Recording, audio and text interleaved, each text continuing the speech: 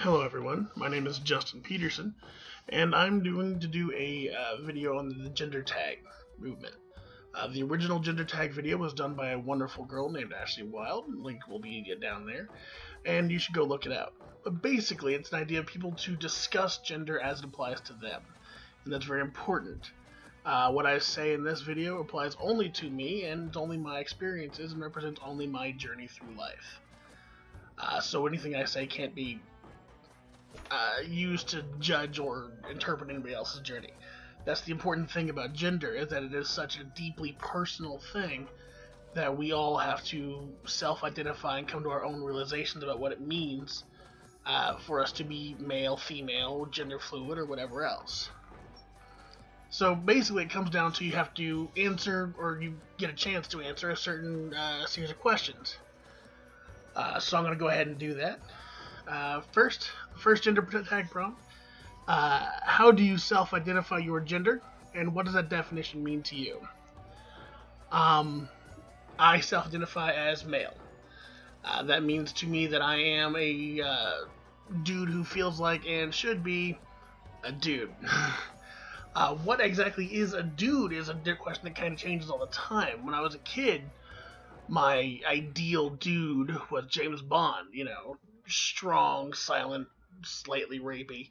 And I learned where that was bad, and I moved on with my life. So now gender is other things. It's not found within my beard or my hair or the way I dress. It's kind of found in a being what I feel to be is right, and what I feel to be is right sounds like male. But that might not be what it means to other people, and I'm okay with that. I get that a lot. Because what I view as being male for me involves wearing a beard and long hair and all that kind of stuff. Does not mean it can't involve, before or it has in the past, involved short hair or bright colors or that kind of stuff. What pronouns honor you? For me, obviously, it's going to be he, him, and that kind of stuff. Describe the style of clothing you most often wear. I wear geek comfortable or slobby geek because most of my clothes are the tops. Most of my tops are some variety of nerd shirt, almost always black, and most of my bottoms are shorts that I bought or stole from my girlfriend from Lame Bryant because they make these wonderful cloth capris, which are really comfortable. And they're fantastic. If you don't own them. They're just the best laundering around shorts / capri thing you can wear. I'm wearing a pair right now, but I'm not going to jump up and show you. Talk about your choice with body hair. How do you style your hair? Do you have facial hair? And what do you choose to shave or choose not to shave? I avoid razors at all possible opportunities.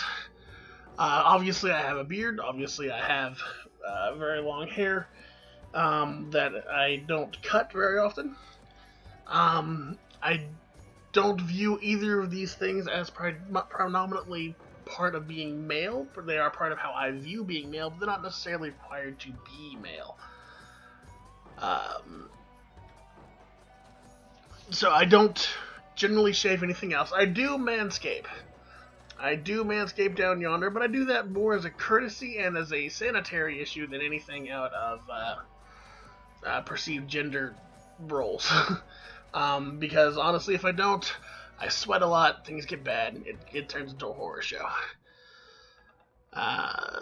Talk about cosmetics. Do you wear makeup? Do you paint your nails? And what type of soaps and perfumes do you use, if any? I have been known, occasionally, to wear makeup, usually as a gag or part of a project. But I do also paint my nails regularly. They're not painted right now because I just bit them all off, so painting them would be useless. But I do have a favorite nail color, which is this right here. If you can see it. There we go. You can't really tell right now, but it's kind of an emerald green. So when I paint my nails, it tends to be that color. what type of soaps and perfumes. The soaps I tend to wear are almost always food or spicy. So a lot of chocolate, ginger, normal spices like that. And I don't pick them. I let my girlfriend pick my soaps and perfumes and the like because I'm not the one who has to smell me. She has to smell me, and I would much rather she liked it than I did.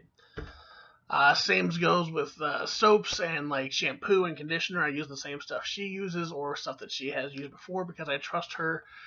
She is a lot better with that sort of things than I am. Uh, have you ever experienced being misgendered? And if so, how often? Now, lately, especially since I hit 25 plus, I have not been misgendered. Since growing a beard, I have not been misgendered face to face. Before that, when my hair was long but my beard was non-existent, I did occasionally get called she from behind. And on the phone, I have been referred to as ma'am. Because when I answer the phone, I tend to answer, "Hi, my name is Justin." And then people hear, "Hi, my name is Jesse," or whatever. But that's not really an issue because I don't care that much, but I can see why it's important to people, right? Now, obviously, I look like a dude. There is no mistaking the social construct that is male happening on this face, you know. Uh, but that's um, an issue to be seen as. I see that as unfortunate that this is something that only guys can do. I would love that if women could engage, not grow beards, whatever, but if they could just engage in a more masculine dress, or they talk about clothing earlier, I'll talk about it now. I always found it weird how males' clothes are formless and straight, but the distinction is that women's clothing is usually like even if it's a 3X in women's, it's like a 2X in guys, and it's always curved in a very specific way, right? You've got the bust, the hip, and then lower down. And I was like, I don't know a lot of girls who are actually curved like that, you know? I don't know. I know guys. But I know almost as many guys who have that same curvature as I do girls who have that same curvature. So it's like, why is it? It should, why is it that a masculine clothing when the masculine is not actually male, it's default or fitted clothing, So I don't view the clothing I wear or the that kind of stuff as it should be considered as male or female. I wear the formless clothing, the non-fitted clothing. Whereas you can find fitted male clothes, which are shaped like a Dorito, or you can find fitted female clothes, which are always shaped sort of hourglassy. And I don't know a lot of guys who are Dorito shaped or a lot of girls who are hourglassy. So that particular body standard doesn't apply and shouldn't apply. So I don't think that it should be considered from that point out men or women unless it's, whatever. Even then, I don't think it should apply. It should be, I would like to buy, hi, I'd like to buy a Dorito shirt. Here's your Dorito fitted shirt. Hi, I'd like to buy an Hourglass fitted shirt. Here's your Hourglass fitted shirt. And that's it. Otherwise, you just get straight, standard, default shirts that everybody fits into, regardless of gender or body type. That was a rant back to a previous thing. But no, I haven't been but going back to misgendered, I haven't been misgendered in a long, long time. And again, like I said, because I am very, very obviously male, because I fit very heavily into masculine stereotypes in terms of body shape, size, and appearance. But so it doesn't affect me really. I just wish that mine wasn't necessarily, because I would never consider myself masculinely looking except for the beard. Everything else is just kind of a default look. I mean, I have tits. They're not big tits, but I've got tits. So, what does that make me different than another chick who also has tits? Besides, mine are hairier, I guess. Have you ever experienced dysphoria? I have never experienced dysphoria. I've experienced curiosity. I never wanted to be another gender or another sex. But I've experienced the idea of curiosity of what is it like to be the other gender, other sex? Is it, different? Does sex feel different? And so how? Obviously it feels different, but I'm not sure I can, how does it feel different? Is smell the same? Is taste the same? All that kind of stuff, which I'm certain that there are differences in, but I've always been curious about that difference on a biological level, more than a social or societal level. Let's see. Talk about children. Are you interested in having children? Would you want to carry a child if that were an option for you? Do you want to be a primary caretaker for any children you may have? Um, Me and my girlfriend have talked about children. We are of the option that at some point we would like to have children. We don't necessarily know if we'd like to have our own children, or if we'd rather adopt. But having children is definitely something we want to do. Would I want to carry a child full term? No. If that were an option for me, I would not want to do it because, oh god, that looks like hell. Everything goes bad. Your body betrays you in every possible manner, and then a screaming child rips its way out of your uterus, and that just does not look like fun. And I wouldn't really want to inflict it on anybody who wasn't absolutely certain they knew what they were getting into. And what was the other one? Do you feel like you want to be a primary caretaker for children you have? Yes, I would. I would be completely okay being the primary caretaker, stay-at-home dad. Um, because it doesn't necessarily need to be stay-at-home dad, but my chosen profession that I want to be in eventually is teacher, which is a good job for someone who wants to take care of their kids in a lot of ways because you get off of work when they get off of school, or very nearly there. And so that leaves it. So if the other person, the other spouse, is I want to be a job where I might have weird hours, I am completely okay being the primary care person. That to me seems like something that should go well beyond gender roles. And maybe it's because my dad was often away at work. Like he worked in other states where and then came back when he was between jobs, and that kind of stuff. So it was a moment of we were very much like a single parent household, even though we had two parents sometimes. So to me, having a parent around is very, very important. I was lucky that my grandmother was able to be around all the time and help raise us. But but because I see that world in which you can have a single parent, it is important to me to always have that a parent around as a primary parent.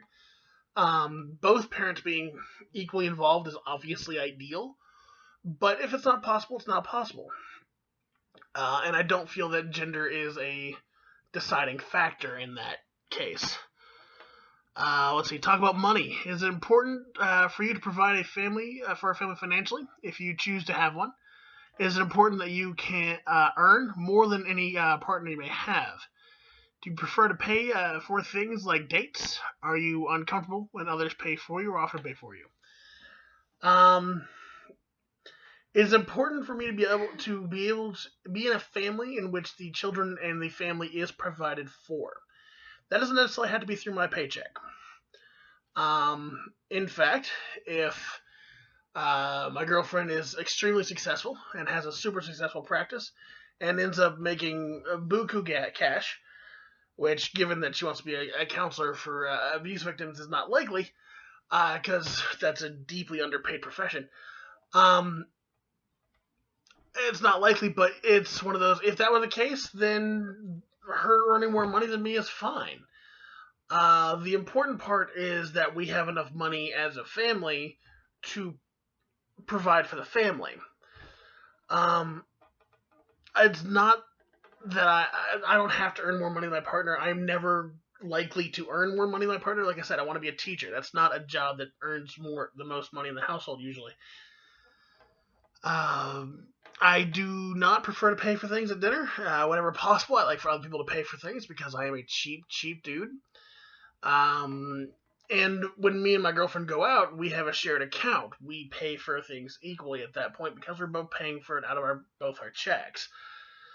Um, And no, I am not at all uncomfortable with others pay for me or offer to pay for me. That's fine. I have no problem with it. Um, I want them to tell me beforehand so I don't order the expensive dinner, but otherwise it's fine. Anything else you want to share about your experiences with gender?